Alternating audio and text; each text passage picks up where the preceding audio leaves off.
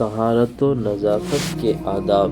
خدا نے ان لوگوں کو اپنا محبوب قرار دیا ہے جو طہارت اور پاکیزگی کا پورا اہتمام کرتے ہیں، اور نبی صلی اللہ علیہ وسلم کا ارشاد ہے، طہارت اور پاکیزگی آدھا ایمان ہے۔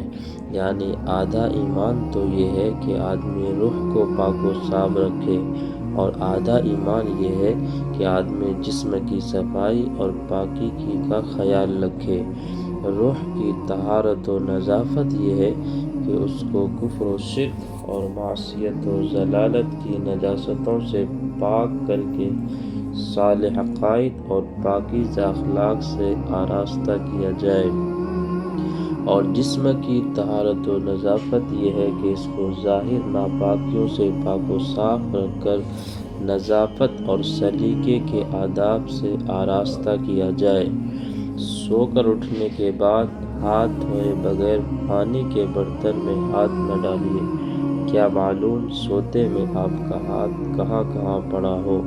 غسل خانے کی زمین پر پیشاب کرنے سے پرہیز کیجیے، بالخصوص جب غسل خانے کی زمین کچی ہو۔ ضروریات سے فراغت کے لیے نہ قبلہ رخ بیٹھیے اور نہ قبلے کی طرف پیٹھ کیجیے۔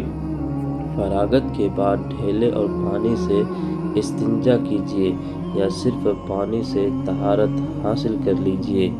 جب پیشاب پاخانے کی ضرورت ہو تو کھانا کھانے نہ بیٹھیے، فراغت کے بعد کھانا کھائیے۔ کھانا وغیرہ کھانے کے لیے دایاں ہاتھ استعمال کیجیے۔ وضو میں بھی دائیں ہاتھ سے کام لیجیے، اور استنجا کرنے اور ناک وغیرہ صاف کرنے کے لیے بایاں ہاتھ استعمال کیجیے۔ نرم جگہ پر پیشاب کیجیے تاکہ چھینٹیں نہ اڑیں، اور ہمیشہ بیٹھ کر پیشاب کیجیے۔ ہاں، اگر زمین بیٹھنے کے لائق نہ ہو یا کوئی اور واقعی مجبوری ہو تو کھڑے ہو کر پیشاب کر سکتے ہیں، لیکن عام حالات میں یہ بڑی گندی عادت ہے جس سے سختی کے ساتھ پرہیز کرنا چاہیے۔ ندی نہر کے گھاٹ پر، عام راستوں پر اور سایہ دار مقامات پر قضائے حاجت کے لیے نہ بیٹھیے، اس سے دوسرے لوگوں کو تکلیف بھی ہوتی ہے اور ادب و تہذیب کے بھی خلاف ہے۔ جب پاخانے جانا ہو تو جوتا پہن کر اور سر کو ٹوپی وغیرہ سے ڈھانپ کر جائیے، اور جاتے وقت یہ دعا پڑھیے، اللہم انی اعوذ بک من الخبث والخبائث، اور جب باہر آئے تو یہ دعا پڑھیے، الحمدللہ الذی اذھب عنی الاذی وعافانی۔ ناک صاف کرنے یا بلغم تھوکنے کے لیے احتیاط کے ساتھ اگلدان استعمال کیجیے، یا لوگوں کی نگاہ سے بچ کر اپنی ضروریات پوری کیجیے۔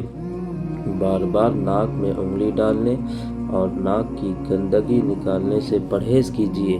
اگر ناک صاف کرنے کی ضرورت ہو تو لوگوں کی نگاہ سے بچ کر اچھی طرح اطمینان سے صفائی کر لیجیے۔ رومال میں بلغم تھوک کر ملنے سے سختی کے ساتھ پرہیز کیجیے۔ یہ بڑی گھناؤنی عادت ہے، الا یہ کہ کوئی مجبوری ہو۔ منہ میں پان بھر کر اس طرح باتیں نہ کیجیے کہ مخاطب پر چھینٹیں اڑیں اور اسے تکلیف ہو۔ اسی طرح اگر تمباکو اور پان کثرت سے کھاتے ہوں تو منہ صاف رکھنے کا بھی انتہائی اہتمام کیجیے، اور اس کا بھی لحاظ رکھیے کہ بات کرتے وقت اپنا منہ مخاطب کے قریب نہ لے جائیں۔ وضو کافی اہتمام کے ساتھ کیجیے، اور اگر ہر وقت ممکن نہ ہو تو اکثر باوضو رہنے کی کوشش کیجیے۔ جہاں پانی میسر نہ ہو تیمم کر لیا کیجیے۔ بسم اللہ الرحمن الرحیم کہہ کر وضو شروع کیجیے، اور وضو کے دوران یہ دعا پڑھیے، اشہد ان لا الہ الا اللہ وحدہ لا شریک لہ واشہد ان محمدا عبدہ ورسولہ، اللہم اجعلنی من التوابین واجعلنی من المتطہرین۔ اور وضو سے فارغ ہو کر یہ دعا پڑھیے، سبحانک اللہم وبحمدک اشہد ان لا الہ الا انت استغفرک واتوب الیک۔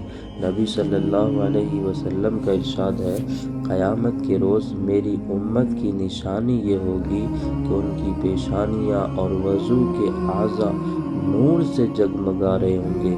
بس جو شخص اپنے نور کو بڑھانا چاہے بڑھا لے۔ پابندی کے ساتھ مسواک کیجیے۔ نبی صلی اللہ علیہ وسلم کا ارشاد ہے کہ اگر مجھے امت کی تکلیف کا خیال نہ ہوتا تو میں ہر وضو میں ان کو مسواک کرنے کا حکم دیتا۔ ایک مرتبہ آپ صلی اللہ علیہ وسلم کے پاس کچھ لوگ آئے جن کے دانت پیلے ہو رہے تھے۔ آپ نے دیکھا تو تاکید فرمائی کہ مسواک کیا کرو، ہفتے میں ایک بار تو ضرور ہی غسل کیجیے، جمعے کے دن غسل کا اہتمام کیجیے اور صاف ستھرے کپڑے پہن کر جمعہ کی نماز میں شرکت کیجیے۔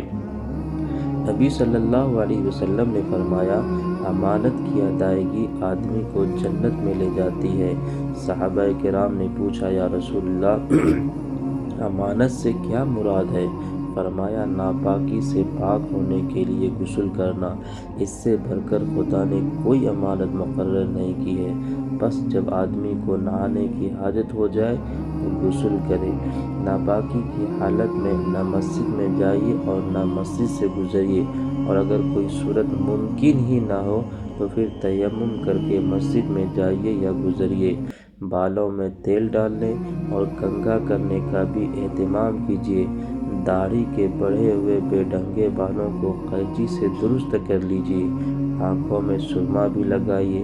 ناخن ترشوانے اور صاف رکھنے کا بھی اہتمام کیجیے، اور سادگی اور اعتدال کے ساتھ مناسب زینت و زیب و زینت کا اہتمام کیجیے۔ چھینکتے وقت منہ پر رومال رکھ لیجیے تاکہ کسی پر چھینٹ نہ پڑے۔ چھینکنے کے بعد الحمدللہ یعنی خدا کا شکر ہے کہیے۔ سننے والا یرحمک اللہ یعنی خدا آپ پر رحم فرمائے کہے، اور اس کے جواب میں یہدیک اللہ خدا آپ کو ہدایت بخشے کہیے۔ خوشبو کا کثرت سے استعمال کیجیے۔ نبی صلی اللہ علیہ وسلم کو خوشبو بہت پسند تھا۔ آپ سو کر اٹھنے کے بعد جب ضروریات سے فارغ ہوتے تو خوشبو ضرور لگاتے۔ امید ہے کہ آپ کو ہماری یہ ویڈیو بہت اچھی لگی ہوگی۔ اگر اچھی لگی ہے تو میرے اس چینل کو سبسکرائب کیجیے، اس ویڈیو کو لائک کیجیے، آپ کا شکریہ ہوگا۔ ملتے ہیں اگلے ویڈیو میں، تب تک کے لیے اللہ حافظ۔